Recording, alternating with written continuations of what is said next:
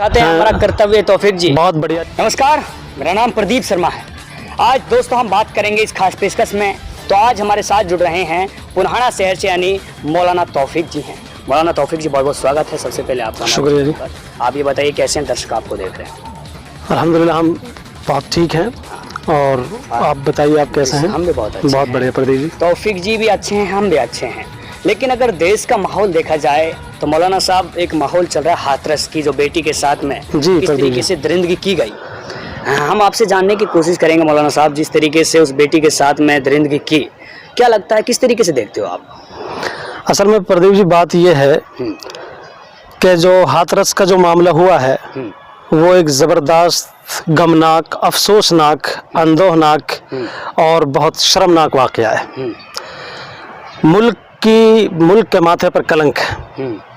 हिंदुस्तान एक ऐसा मुल्क है जहां हमेशा से एक नारी की इज्जत की जाती रही है। एक नारी को एक लक्ष्मी माना जाता रहा है और जितना सम्मान नारी को हिंदुस्तान ने दिया है, अच्छा। मैं समझता हूं कि इस दुनिया की सरजमीन पर शायद किसी मुल्क ने दिया हो। बिल्कुल। लेकिन उसके बावजूद आज का हिंदुस्तान, जब हम हिंदुस्तान की तारीख पढ़ते हैं, हिस्ट्री देखते हैं, इतिहास को जब हम देखते हैं, तो ऐसा लगता है कि वो इतिहास कोई दास्तान थी, वो कोई कहानी थी, वो कोई पुराना किस्सा होकर रह गया है। आज का जब हमारे दौर का, हमारे युग का जो हिंदुस्तान है, उसमें और ख़ास तौर से इस मौजूदा हुकूमत में जो रेप, जो बलात्कार के वाक़यात और जो नारी पर अत्याचार और जो हुकूक निस्वां को जो पामाल किया गया है, औरतों की हक तलफी की गई है, मेरे हिसाब से अब से पहले कम से कम इस हिंदुस्तान को देखना नहीं पड़ा है जैसा अब देखना पड़ रहा है। क्या कमजोरी मानते जो अब देखना पड़ रहा है, पहले नहीं देखना पड़ा था? मैं तो ये समझता हूँ कि ये हमारे सरकार और प्रशासन की कमी है कि जब सरकार ढीली पड़ती है तो जालिमों के हाथ मजबूत होते हैं। अच्छा। सरकार जब कमज़ोर पड़ती है, जालिमों के सामने घुटने टेकती है, और जो अत्याचारी होते हैं, जो बलात्कारी होते हैं और जो जालिम होते हैं, सरकार उनके साथ कहीं न कहीं कंधे से कंधा मिलाकर जब खड़ी होती है तो उनके हौसले बुलंद हो जाते हैं और कुछ भी करने का। सरकार की कमजोरी है जी। तो जब निर्भया का मामला देखे तो उनको दोषियों को फांसी के फंदे पर लटकाया जी, तो सरकार ने तो पुरजोर कोशिशें की है। वहाँ कोशिश की गई और वहाँ हमने देखा था, जैसा मुझे याद पड़ता है कि उस मौके पर किसी सरकार ने उन दोषियों के साथ कंधा नहीं मिलाया था। यहाँ ऐसा लगता है कि सरकार पसे पर्दे के पीछे जालिमों को छिपाने की कोशिश करती है, जो कम से कम सरकार को नहीं करना चाहिए। मैं एक बात प्रदीप जी आपसे कहता हूँ, वो बेटी थी, वो हमारी बहन थी मनीषा, वो एक अच्छी लड़की थी। हमें इससे कोई मतलब नहीं होता कि वो किस धर्म से है, किस जाति से है। जालिम और अत्याचारी की कोई जात और बिरादरी और कोई धर्म नहीं होता, और मजलूम होता है। वो किसी भी मजहब का हो, किसी भी धर्म का हो, किसी भी जात का हो। अब मनीषा है, हमें इससे मतलब नहीं को वाल्मीकि से, दलित से, किससे है और जालिम कौन है। मुझे अफसोस इस बात पर आता है प्रदीप जी, मैं बड़ा ताज्जुब करता हूँ कि बताइए कि वो जालिम है और पूरा जग जाहिर है, पूरी दुनिया जान रही है, पूरा मुल्क समझ रहा है कि वो जालिम है, वो बलात्कारी हैं, वो अत्याचारी हैं, वो हत्यारे हैं। लेकिन उसके बावजूद हमें ऐसे लोग भी समाज में मिलते हैं जो धर्म के नाम पर उनका समर्थन करते हैं, उनके कंधे से कंधा मिलाते हैं और उनको अपना सहयोग दे रहे हैं। ये एक हिंदुस्तान की तारीख पर, हिंदुस्तान के इतिहास पर एक कलंक है, जो मैं समझता हूँ कि ये बहुत बड़ा कलयुग चल रहा है इस हिसाब से। अच्छा, हम मौलाना साहब आपसे जाने, जिस तरीके से मीडिया को रोका जा रहा है, अब तो मतलब आदेश दे दिए गए हैं, लेकिन 2 दिन तक मीडिया को रोका गया, क्या छुपाया जा रहा है? क्या लगता है कि आपको क्या साजिश है जो मीडिया को भी रोका गया? प्रदीप जी आपने बहुत अच्छी बात कही है। से मुलाकात नहीं करने दी, क्या लगता है? जी, अब से पहले जो मामला था मीडिया का, तो हम मीडिया को दोषी मानते आ रहे हैं। हाँ। बहुत सारे मामलों में मीडिया सच नहीं दिखाती। हाँ। मीडिया भी कहीं न कहीं सरकारी मीडिया बन चुकी है। अच्छा। और मीडिया भी कहीं न कहीं वही पक्ष रखती है जो सरकार का पक्ष होता है। हाँ। जबकि ऐसा नहीं होना चाहिए। मीडिया तो लोकतंत्र का एक चौथा स्तंभ है, जो मैं ये समझ रहा था अब तक कि वो कम से कम गिर चुका है। लेकिन जब ये मनीषा कांड हुआ, हाथरस जो कांड हुआ, इसमें मीडिया ने जो अपनी भूमिका जो निभाई है, अपना हक जो अदा किया है उसने, और चौथे स्तंभ होने का जो उन्होंने एक अपने आप को दिखाया है कि हाँ चौथा स्तंभ आज भी मौजूद है लोकतंत्र का, तो मीडिया ने वाकई बहुत ज़बरदस्त कार्रवाई उसमें की है। यकीन मानिए, अगर मीडिया इतना सख्त रवैया नहीं अपनाता और मीडिया उसमें अपनी जान जोखिम में नहीं डालता, प्रशासन से पूरी लड़ाई नहीं लड़ता मीडिया, तो मैं समझता हूँ कि मनीषा का मामला इतना नहीं उछलता और मामला अब तक रफा दफा हो चुका होता। विपक्ष में जो जान पड़ी है वो भी मीडिया के दम से पड़ी है। अगर मीडिया इतना उसमें असरअंदाज नहीं होता और इतना उतने उसमें जो है मेहनत नहीं करता, इसमें इतनी धूप गर्मी में वहाँ नहीं खड़ा होता जाके, तो मैं समझता हूँ कि विपक्ष की आवाज़ भी दब चुकी होती और कांड भी रफा दफा हो चुका होता। इसके लिए मैं मीडिया को सलाम करता हूँ।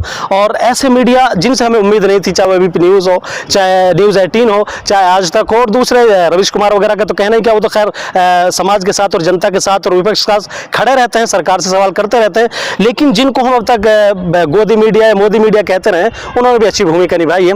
और इसमें इतना भी हुआ है प्रदीप जी कि मीडिया को जो रोका जा रहा था, जो आपका सवाल था कि मीडिया को रोका क्यों जा रहा था, कम से कम प्रशासन और सरकार दोनों गठजोड़ करके कोई ऐसा सच है जिसको ये छुपाना चाह रहे हैं, जो जनता के सामने नहीं आने देना चाह रहे, या ये कि जो हथियारे हैं वो हथियारे इनकी थाली के चट्टे बट्टे हैं, उनको ये जो है कहीं न कहीं निर्दोष साबित करना चाहते हैं। जैसा कि प्रशासन की भाषा से हमें लगा भी ऐसा कि उन्होंने कहा कि जी बलात्कार नहीं हुआ था, ये जुबान नहीं काटी गई थी, ये, जबकि वो बच्ची मरने से पहले अपनी वीडियो जारी कर रही है और उसकी वीडियो वायरल भी हो रही है। उसने बताया है मेरे साथ बलात्कार हुआ है। जो नारी खुद ये कहती है कि बच्ची ये कहती है कि मेरे साथ बलात्कार हुआ है, उससे बड़ा सबूत मैं समझता हूँ अदालत के लिए कुछ और नहीं हो सकता।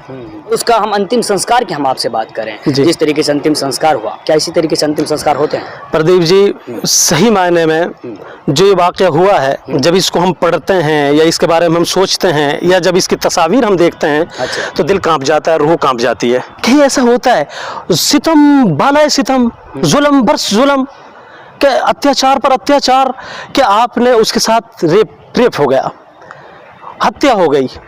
अब जब उसको कम से कम इस दुनिया से जब उसकी आखिरी विदाई हो रही थी, कम से कम वो तो सम्मानजनक हो जाती, कम से कम वो तो बाइज्जत हो जाती।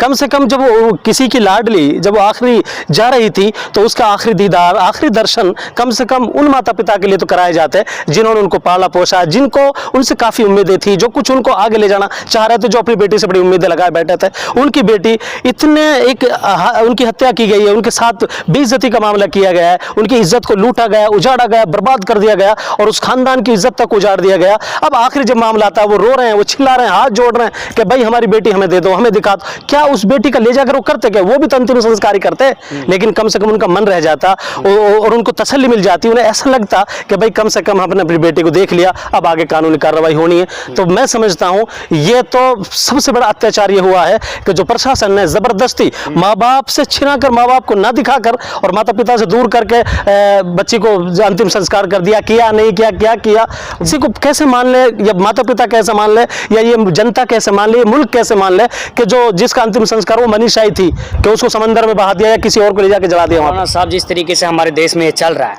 अब आप एक मौलाना हैं जी, पुराना के भी एक जिम्मेदार व्यक्ति हैं जी, कैंडल मार्च भी मेवात में 1 बाय 1 निकाले जा रहे हैं, आवाज उठाई जा रही है मेवात की तरफ से, चीख चीख कर, चिल्ला चिल्ला कर कि मनीषा के हत्यारों को यानी सजा दो, उनको पीड़ित परिवार को न्याय दो। आप एक मौजूदा व्यक्ति, क्या मांग करना चाहेंगे प्रशासन से जिस तरीके से उसके साथ ये दरिंदगी की गई? इस दरिंदगी की जो सजा है वो एक ही सजा है, इससे कम सजा मेरे हिसाब से कोई नहीं है कि सिवाय सजाए मौत के, सिवाय फांसी के फंदे के, उनके लिए कोई और सजा नहीं हो सकती।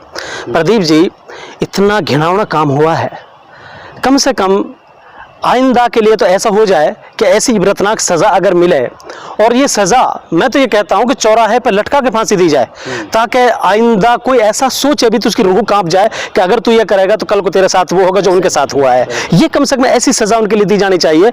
अच्छा, मैं एक चीज़ बड़ी विनम्रता के साथ और बड़ी नरमी के साथ, और मैं हाथ जोड़ के पूरी जनता, हिंदुस्तान की जनता से, हम धर्म से हमारा इस चीज़ में कोई लेना देना नहीं है, हम तो मजलूम के साथ हैं, हम पीड़ित के साथ होते हैं हमेशा, इसलिए कि इस्लाम यही सिखाता है कि हम मजलूम की मदद करते हैं, मजलूम की मदद हमें करनी चाहिए।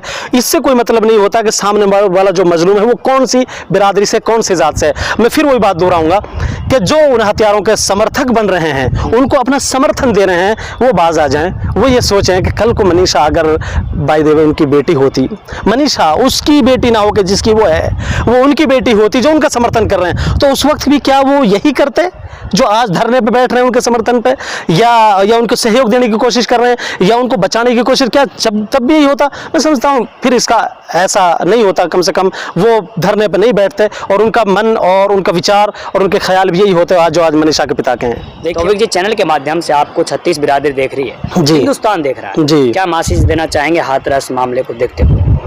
इसमें एक चीज और है प्रदीप जी, जो मैं क्लियर करना चाह रहा था कि बार बार सरकार, यूपी सरकार और केंद्र सरकार भी ये सवाल खड़ा करते हैं, और जो उनके हमदर्द कुछ पत्रकार और मीडिया कर्मी हैं वो ये सवाल खड़ा करते हैं कि विपक्ष राजनीति कर रहा है। ये भी हमें बड़ी अजीब बात लग रही है। अच्छा। विपक्ष राजनीति नहीं करेगा तो फिर कौन करेगा? विपक्ष होता किस चीज के लिए? विपक्ष मुद्दा नहीं उठाएगा तो उठाएगा कौन? आप विपक्षियों को मनमानी करेंगे। विपक्ष जहां नहीं होता तो वहां तो लोकतंत्र खत्म हो चुका होता है। अब एक बात बताइए, राहुल जी को गिरा दिया जाता है, प्रियंका जी के कुर्ते को खींचा जाता है, इतना बड़ा अपमान कर रहे हैं आप दरिंदों को बचाने के लिए। एक जो है विपक्ष के जो नेता हैं, कम से कम एक बहुत बड़ी पार्टी के जो अध्यक्ष, भूतपूर्व अध्यक्ष रह चुके हैं, और प्रियंका जी हैं जो इस वक्त जो है कांग्रेस पार्टी की लीड कर रही हैं, तो आप एक बात समझिए कि कोई भी विपक्ष में वहां पहुंचता है, कोई संजय सिंह पहुंचा है, कोई और पहुंचा है, जो भी पहुंचा उसी को धक्का मार के गिराया गया, उसी का अपमान किया गया। क्या चाहते हैं आखिरकार? क्या विपक्ष को मिटा देना चाहते हैं? लोकतंत्र और जमहूरियत को मुल्क से खत्म कर देना चाहते हैं?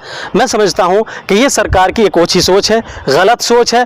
मैं तो सरकार से कम यही कहना चाहूंगा कि नहीं, आप पूरे मुल्क की जनता को अपना समझिए, चाहे कोई आपको वोट देता है या नहीं देता है, लेकिन जब आप गद्दी पे विराजमान हैं, जब आपने मुल्क को संभाल रखा है, मुल्क की बागडोर आपके हाथ में है, तो कम से कम मुल्क की जनता को आप अपना समझिए, उनके लिए प्यार दीजिए, उनके लिए सम्मान दीजिए, उनको हर तरीके से आप जो है बचने दीजिए, उजड़ने से उनको आप बचाइए। और रहा आपके एक सवाल कि जिससे आप क्या मैसेज देना चाहते हैं, मैं मेवात और छत्तीस बिरादरी की तरफ से और मैं पूरे मुल्क के लिए बल्कि पूरी दुनिया के बसने वाले इंसानों के लिए एक मैसेज ये देना चाहता हूँ कि मैं नौजवानों से कम ये कहूँगा कि आप हर बेटी को, हर बहन को अपनी बहन समझें, हर बेटी को अपनी बेटी समझें, और हर नारी को अपने घर की माँ बहन आप समझें।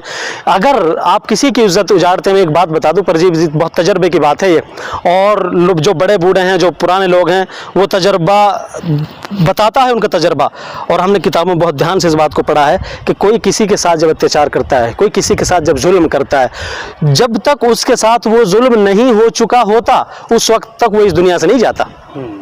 इसलिए मैं आखिर में यही मैसेज देना चाहूँगा कि खुदा के लिए आप अपने को रोकिए, जुल्म से रुकिए, किसी के साथ जुल्म मत कीजिए, जालिम बनने से रुकिए, अत्याचार और हत्यारा बनने से रुकिए आप।